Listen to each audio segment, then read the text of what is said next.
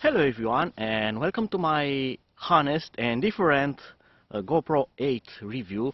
And I'm telling you that this is different and honest because usually I buy all my stuff that you see on reviews, including this GoPro 8, and this is actually 400 bucks, and it's not as perfect as most reviewers will show you on YouTube.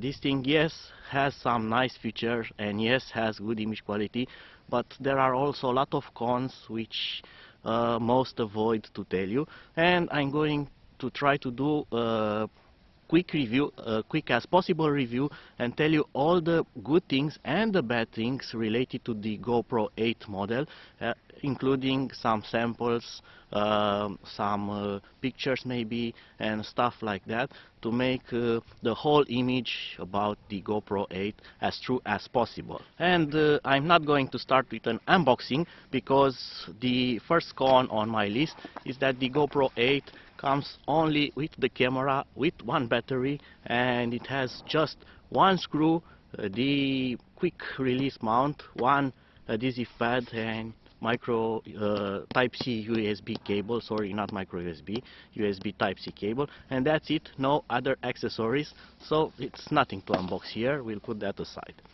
Then the second problem, which is actually a big problem for me, is that this is an action camera. So action cameras are usually put to abuse. They get scratched, crashed, and damaged.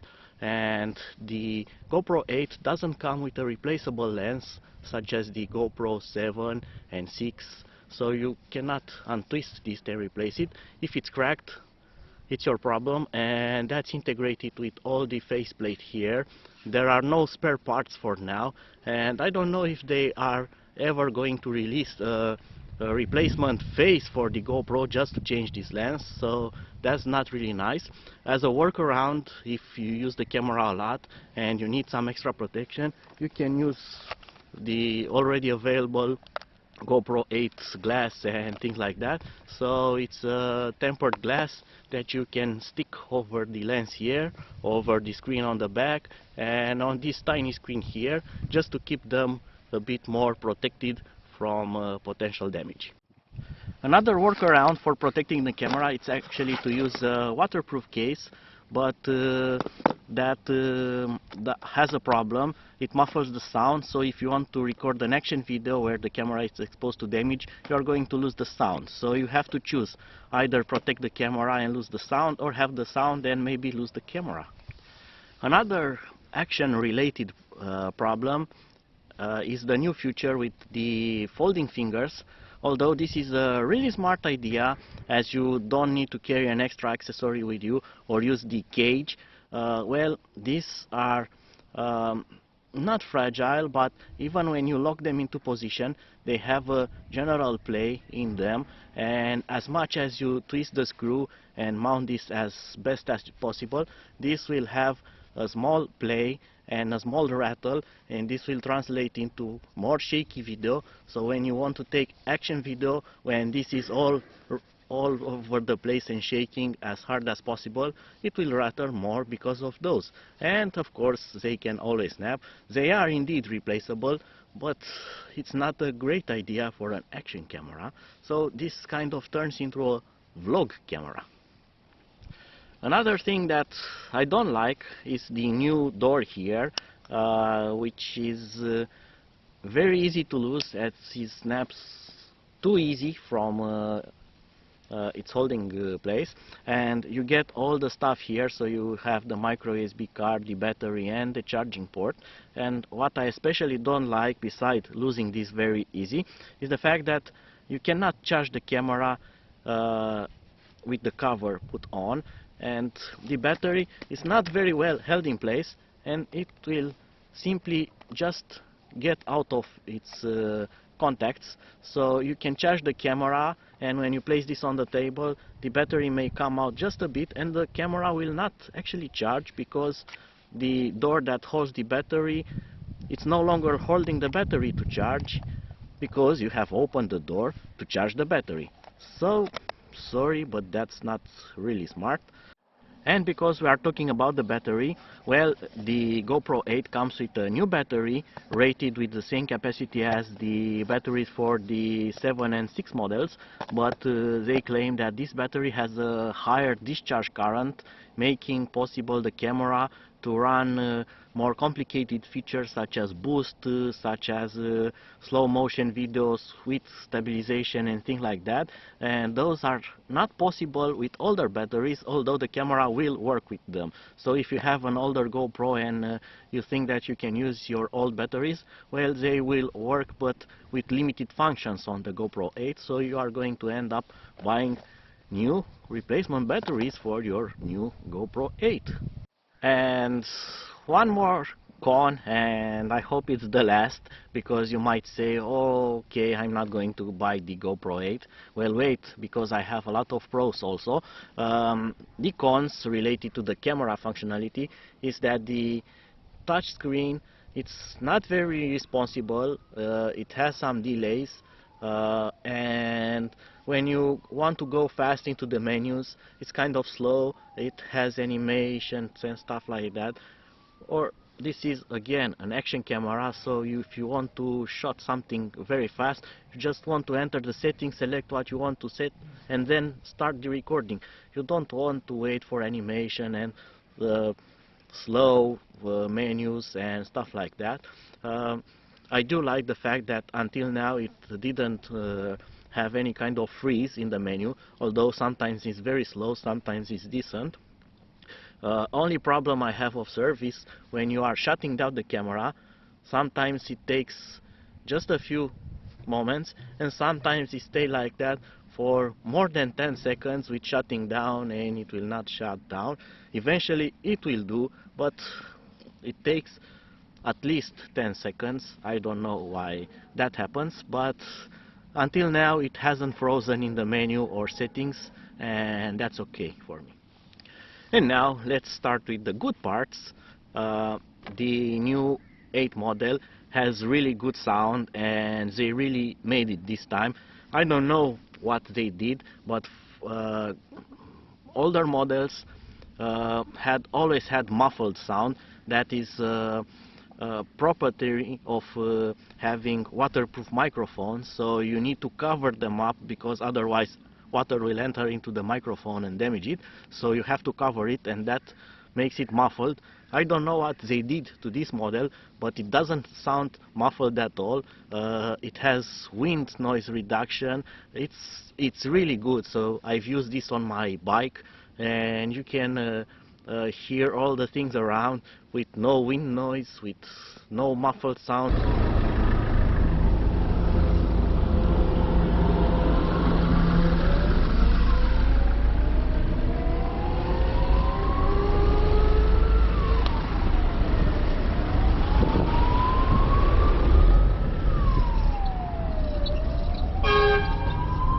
So sound quality, it's top.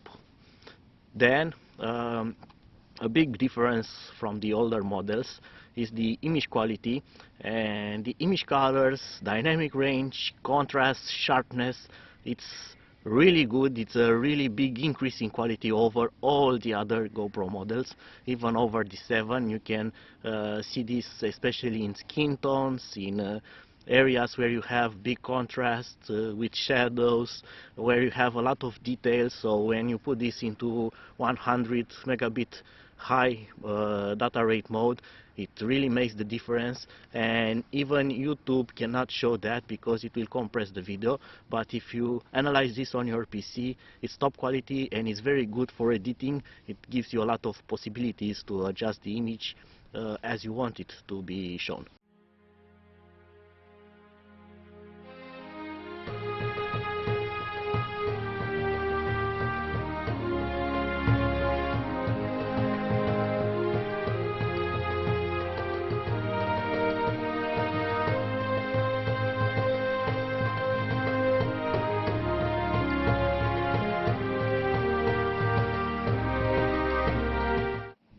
Another big pro is the new Hypersmooth 2.0, which has a lot of levels of adjustment from stabilize to high, and the new boost mode, which really stabilizes the video a lot, although it crops the image more, but it really makes a big difference in the shakiness of your video, and almost kills it completely. So that's really good. And Hyper Smooth now works for more resolutions, and the best of it, it also works in slow motion now, so you can record the impressive footage in Full HD at 240 frames per second with stabilization, and that really makes some nice footage. Another improvement is that now the GoPro 8 shoots better video during low light. It has an improvement, a seeable improvement, and also the stabilization is better in low light. As you have seen on the GoPro 7, when you use stabilization during low light, the image has a weird shakiness because the camera tries to clip the video to adjust it, compensating with the gyro, so it clips the image. And because you have a very slow shutter speed when it moves the frames, you have a cropping of the frame that moves too much, and then you see a difference between two recorded frames that are cropped, and you see some kind of weird shakiness when you record in low light. Well, this doesn't exhibit exactly the same problem. It's improved, it's better, it's more usable, so you can use now low light, you can use it for low light with stabilization, and it's really good.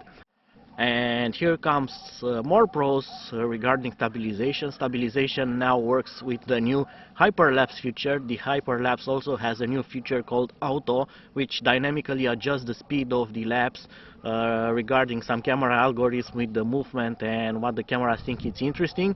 So if you go faster, it will adjust the speed faster. If you slow down to take a detail of something, it will slow down. So that makes a really nice video. And now you can use also hyper stabilization with that, hyper smooth with that, and you can use that also with time lapses, night lapses, and also with the new adjustable FOV option, so you can use even linear mode, stabilized, in low light, and all kind of combination like that. So it makes the camera perform a lot better in more situations, making it a much better camera than the GoPro 7 is.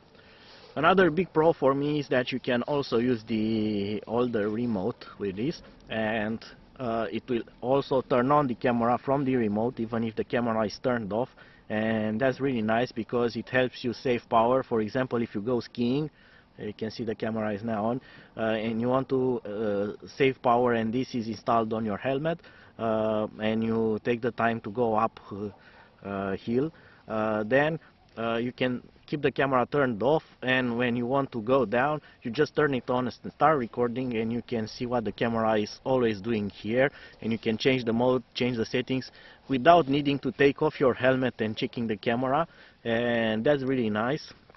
This is a really nice feature that I really like, and they kept the compatibility with this, so if you have this, you can use it with the 8 model.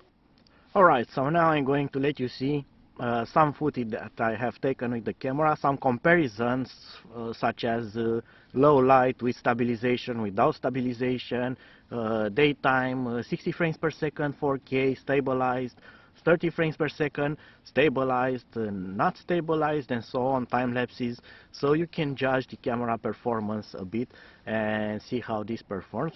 But I've told you all the pros and cons before, and now you can just enjoy the rest of the video.